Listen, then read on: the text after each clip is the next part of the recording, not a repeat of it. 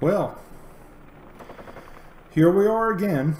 This is Orchard Hill version 3, I guess.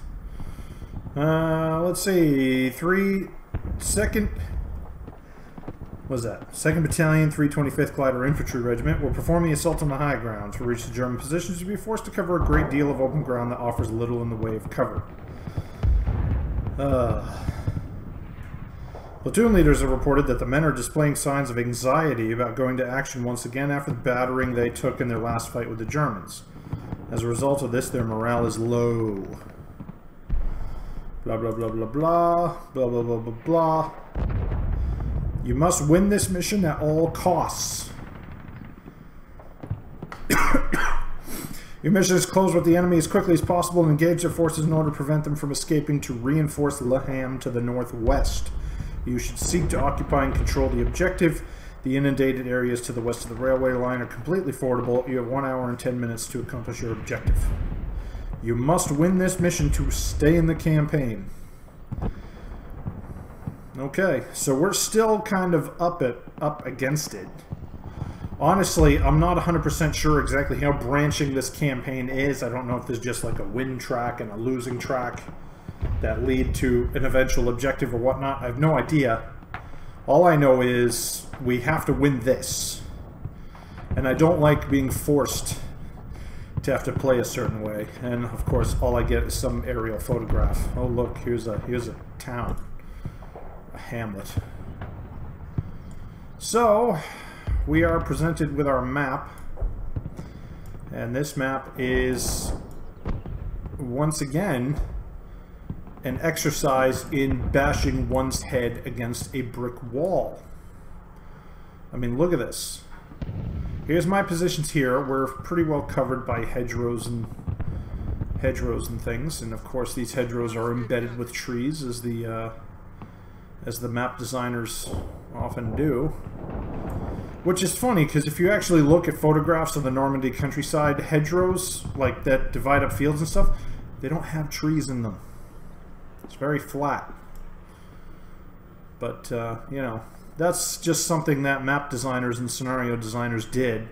Mostly just to liven it up and make it look interesting. But to be perfectly honest, in coastal plains like this, you don't get tall trees growing everywhere. It's something to do with the wind and whatnot. Anyway, that's just whatever. I disagree that they should have done it that way, but, you know, whatever. It doesn't change anything. So here we are. We have a wide open space to cover. Looks like there's a low hedge here. I doubt there'll be any enemy troops behind here. We got first line of hedge right there. There's definitely enemies there. And there will definitely be enemies here. And there will definitely be enemies in this line right here. There may not be any right here. That would be fine. And there would definitely be enemies in this hedge line right here. Probably not many. Maybe a few machine gun teams and stuff. I have no idea if there's any enemy bunkers. But I'm going to have to carefully husband my support fires. Just to make sure that we don't get hit with... we don't run into any bunkers. To that end, I have a single 81mm mortar team ready to go. They have 81mm mortars, ammo bearers, etc. The other company, right? Oh, that's the battalion HQ. Yeah, the other company has his 81mm mortar back. And then we got platoon, etc. There is no, like, straight-up weapons platoon, really. I mean, I suppose you could call this a weapons platoon, but, I mean, it's just light machine gun teams. Doesn't really matter. So, the plan, in broad strokes here, is basically just to establish a base of fire with my weapons platoons, one on each side of this kind of dividing hedgerow right here, and we're just going to get my supporting weapons up in this hedgerow, spot and engage enemy units across the way with direct fires, 60mm mortars and machine guns, etc. And then after that, once we've suppressed or destroyed enemy targets here, we're just going to have to send we're just going to have to send out the infantry. And they've got a long way to go. It's very soft ground. This is extremely slow going here. They're going to be hideously exposed the whole way in. And it's like, well, geez, is it any wonder why the morale of the men is low when they have to face obstacles like this all the time? Something tells me there's probably some kind of enemy unit that's going to be spotting right here somewhere. I mean, these two shacks right here would indicate enemy presence. And then, of course, once we hit the first line of hedgerow, what happens? Well, the enemy will have pulled back and there'll be more enemy forces here. Not to mention there's probably an enemy FO. I mean, if I had to choose a spot to put a forward observer, I would put him right here in the upstairs of this barn. Right there. Because that window basically allows him to see everything. The ground slopes downwards and everything. So I may... Do I have... Let's see what I have for fires here. If I have 75s... I do. 75 pack howitzer. I've got 105 rounds. I may just put point target 75s on that building just to try to knock it down or at least kill anybody who's inside. And I'll put like a 5-minute timer on it.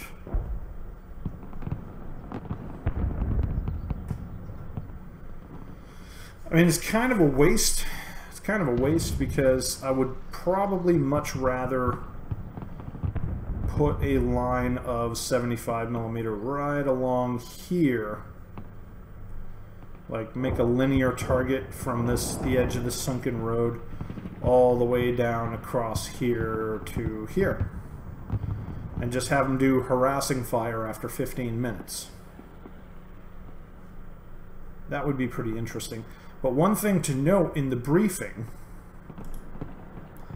let me go back to the briefing.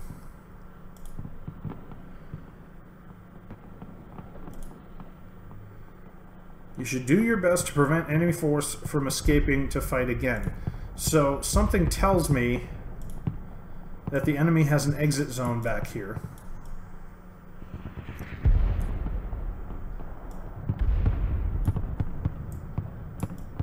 Let's see, can they get through there? There's a hedgerow gap right there. There's a hedgerow gap right there. Hedgerow gap right there. Hedgerow gap there. There's a wood. There's a lane right there. There's a hedgerow gap there. There's a hedgerow gap there. There's probably an exit zone right here on the road. I mean, that would make sense. And maybe another exit zone right here on this road.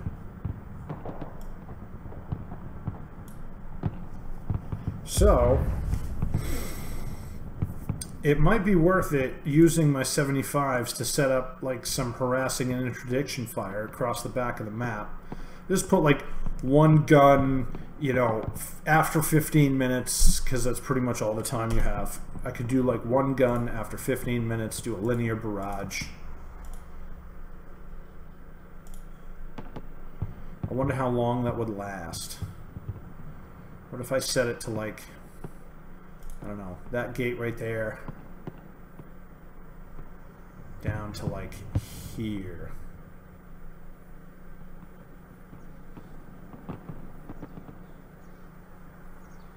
We do a 270mm line, one gun, harass, maximum, and then we'll set it for, I mean, I don't think VT fuses are a thing right now, at least as far as I know, but I mean, I could set it to personnel, but I could just do general, and then we do it after 15 minutes. Requesting artillery fire! So what did we get? So delays 15 minutes, deliveries in 15 minutes. I wonder how long he could shoot. Because harass, I think, is only about 2 rounds a minute. I'm pretty sure it's only 2 rounds a minute, and we're firing it out of only one gun. So that's 2 rounds every minute, and we have 105 rounds. So we could harass for say 50 minutes after 15. So we'd be looking at 65. We could run the clock to 65, and there's 70 minutes on the clock. So we might actually, it wouldn't even run out before the end. But this may be what I need to keep them from escaping.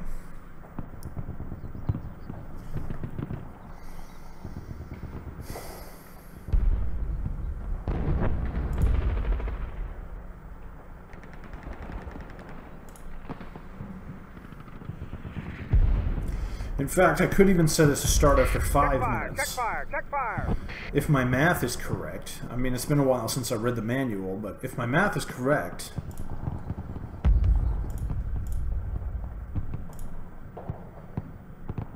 we could do linear just to prevent enemy movement from here to here. 270 meter line, one gun. Harass, maximum, general. I would do 5 minute. Confirm. I need arty coordinates now. Roger. Fire mission request. Out. What do you think? Yeah, maybe. Seems all right. Let's see. So, what are my options for base of fire? I need to be able to target the opening line of hedgerow. That's all low hedge. This right here. So I need to be able to hit as much over here as I can. So let's park the camera right here and let's zoom in and look around. So pretty much all that area over there should be basically unseeable. And then we pan to the right, and all of this elevated hedge in front of the wire fence seems to be a decent spot. All the way down to that gap right there. And all of that can see here. But what about over here, say? What if there's an enemy team right here?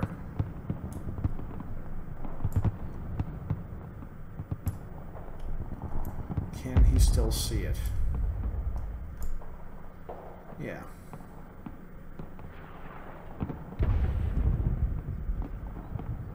Should be able to. So from that hedgerow gap over there to the other hedgerow gap over there, I can ensconce a few teams right here. Probably machine gun, mortar, machine gun, something like that.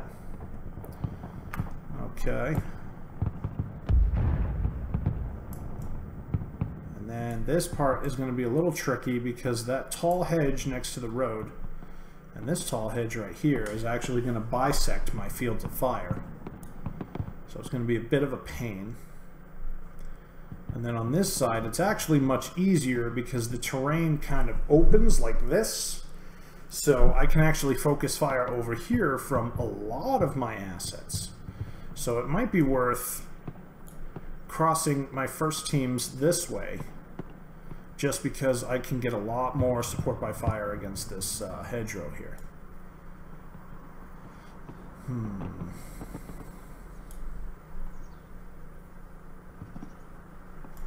Yeah, because that hedge next to the road, that kind of shuts off this part of the hedgerow line from anything on this side of the map.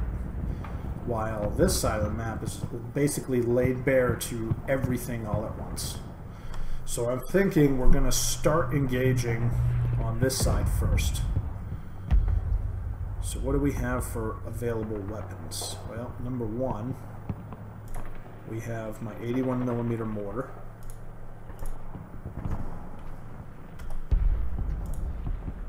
And his ammo bearer team.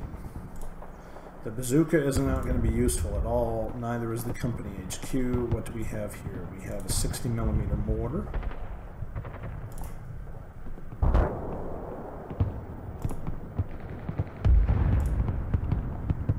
And he has an ammo bearer team. We have a Was that an M1917?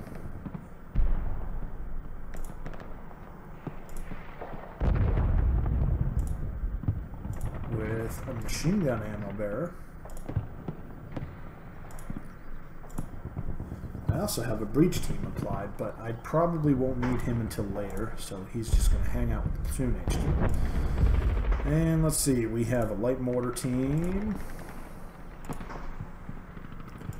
Mortar ammo bearers. And nothing else. I don't know where his machine gun has went, but that probably means this platoon will be my -1. He's +1 okay, +1 okay, and he's okay. A -1 platoon leader, though, probably isn't going to be the first one out the door. And then we have the weapons platoon. So what does my other platoon leader have? He's a +1 veteran. And his squad is a +1 regular. He's a regular, and he's a +1 regular. And he's also got the breach team, which is slightly lower morale. Looks like first platoon will be up first. It's that simple.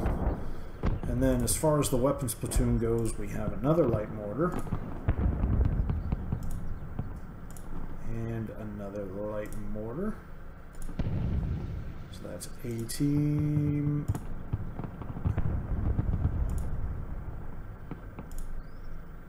Second squad mortar, first squad mortar, and light machine guns, which, honestly, unless they're lying prone, these guys aren't all that effective.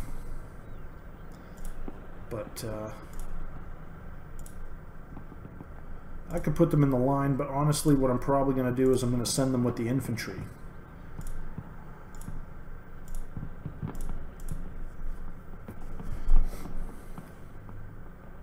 So when the rifle platoons start moving across, I'm going to send those light machine guns with them, just to provide some support by fire while they move.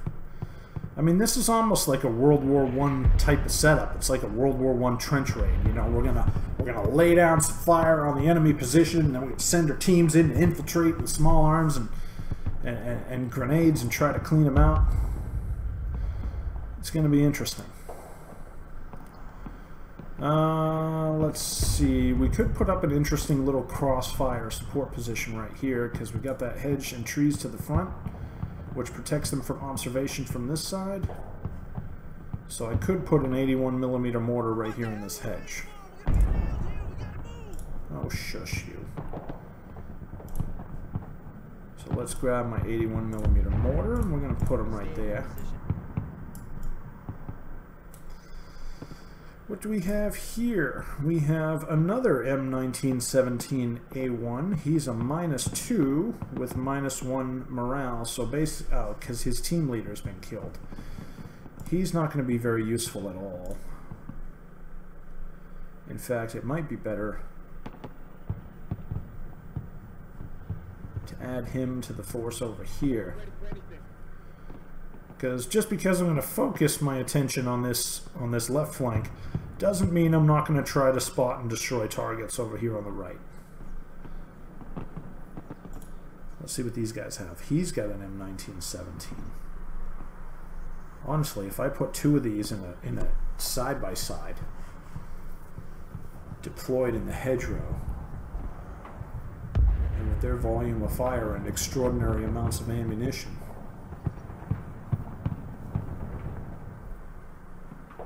they might be able to handle things. And I've also got a couple of 60mm mortars from the weapons platoon as well. Honestly, I think that's what I'm going to do.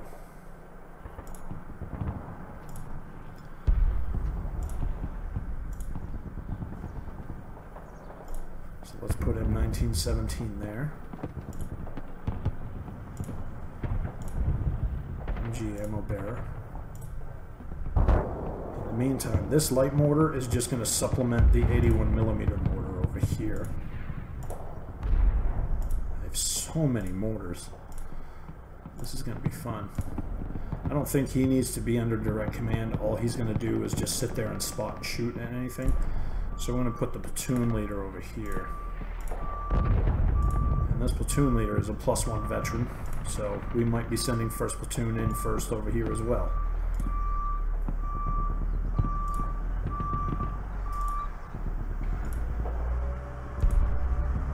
Although this squad's a little short. Might be worth it. And this guy is also a little short. They've taken some casualties. I think these are the veterans of the last fighting.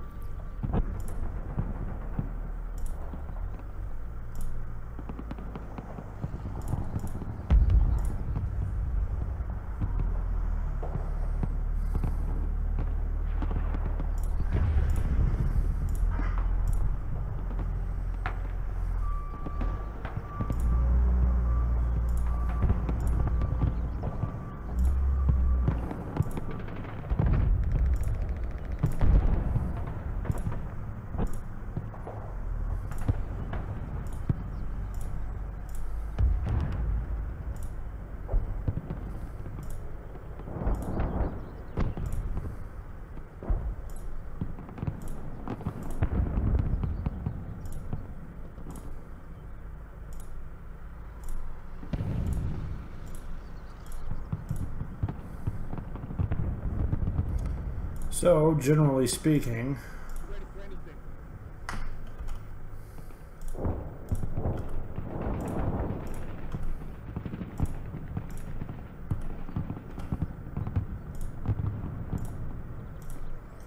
we have quite a formidable little line of fire over here.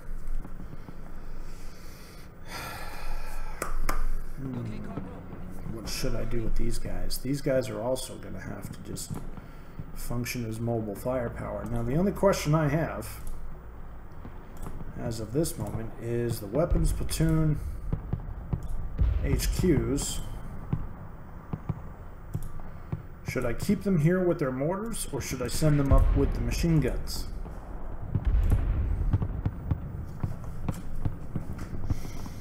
I mean, it's not like I'm going to be using 60mm mortars on called fire. Although these guys are regulars in the platoon HQ as veterans, so we could probably make some decent artillery calls.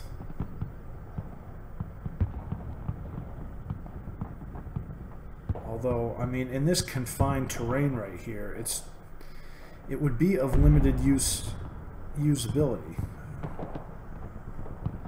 Especially right up here in the middle. We'd be better off sending the 60mm mortars across after the infantry clear the first line.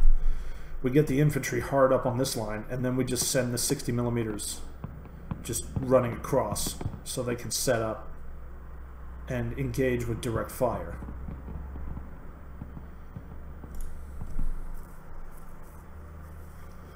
I guess, I mean, as long as the 81mm mortars stay connected to the radio net, we should be all set.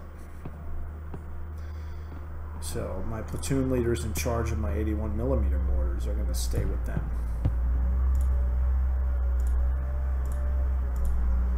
So this 60, I'm just gonna call it detached. He can always rejoin his platoon later if necessary, but the platoon support weapons for now are just going to hang out here.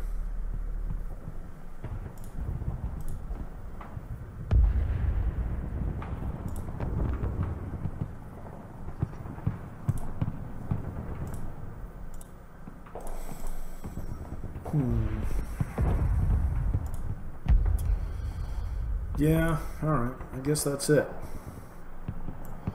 So, the plan in broad strokes is we're going to ensconce my support teams in these hedgerows, here, here, and here.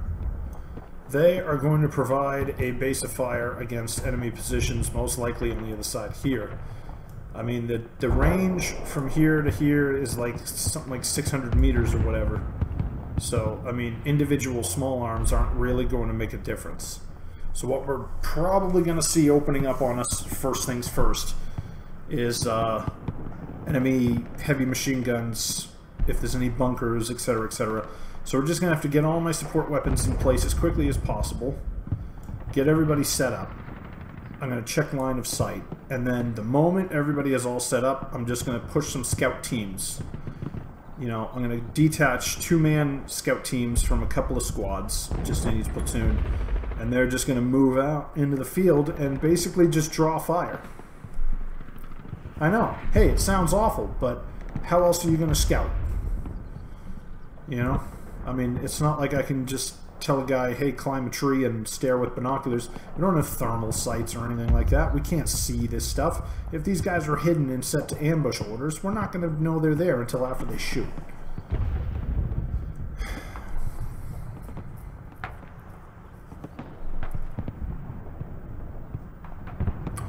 So yeah, that's pretty much it. That's the only plan I'm making. I've got my harassing and interdiction fire coming across the back of the map back here. And I've just made a plan to get my dudes into this first line of hedgerows right here. And other than that, that's about it. That's all I'm going to plan. I'm not doing anything else. Once we get here, we'll figure out what to do next. But this is the big first hurdle. Crossing an open danger area. Oh, jeez. This could end up quite badly. It looks to me, though, the way that the map is set up, you see this hedgerow right here and these hedges next to the road, it looks to me like the logical course of movement is to attack this left side first, and then to kind of peel the defenses from the left to the right, and then cut back into here, and then peel from right to left. You know, so we're basically, it's like washing a window. You know, you got your squeegee and everything, and you're just gonna go, and then up top you're gonna go, and you're gonna go on the back and the other way, right? So that's basically what we're gonna do. We're just gonna make a big S curve. And hopefully we can push ourselves up here, secure this first line, then we're going to jump. I'm probably... Actually...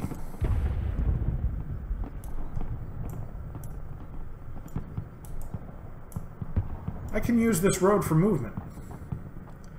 Unless there's like an enemy tank or armored car or something just sitting in the road right at the very top. Or if there's maybe like an enemy bunker or something sitting in the road. I can use this road for movement because there's nothing looking directly down it. There's nothing commanding this road. So I can come over here, I can get in this first line of hedge, I can clean the enemy out of the second line with direct fire, say mortars, machine guns, etc., small arms. And then I can move along this side here, get onto the road, come up the road, and then I can use this road position as a means to flank these fields right here with flanking fires. Then I can punch a hole into like this field here or this field here, or maybe both, and then we can cut across this field and we can flank this field from this side. Punch a hole in here, come down this way, right? Because if we get into a flanking position over here, we can easily overwhelm any enemy resistance over here in this corner. Because I can also just kind of cut right down here to the road corner and then, whoa, but that would be, you know, we might be biting off more than we can chew. But, you know, when you're going through hedgerows, it's like, what was it in the Rouse memoir? It was called the snail offensive. The snail offensive. You stick a feeler out, and you see if it's safe, and if it's not, you pull the feeler back, and then you put a feeler out in another direction, and if that way's safe, then you're gonna go that way instead, right? So we're gonna come across in these two areas, and then I'm gonna try to make a hook around here, but if it doesn't work, we're just gonna make a hook this way instead.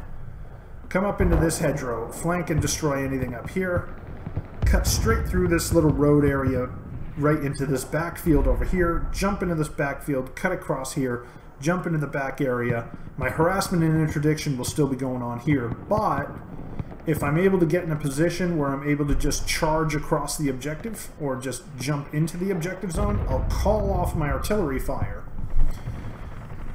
Otherwise, alternative possibility, I could punch a hole into this field here,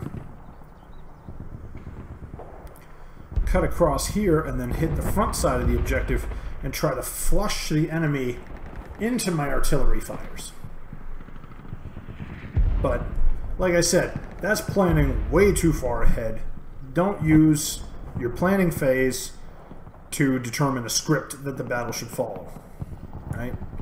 The only plan I have is set up supporting fires, identify and destroy enemy weapons positions, and then get my infantry across this open ground and into this hedgerow as quickly as I can. That's it. So other than that, we're going to resume our normal programming here, and hope you all have a nice day. I sure am. Okay, bye.